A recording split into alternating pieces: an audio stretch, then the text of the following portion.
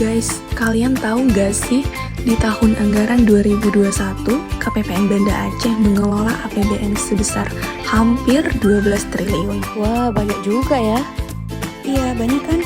Terus ada loh Rumah Dinas TNI AD Kodam Iskandar Muda yang dibangun dari dana APBN, tepatnya dari SBSN tahun 2021. Oh iya, katanya bangunannya unik ya? Kita lihat aja yuk. Iya yuk.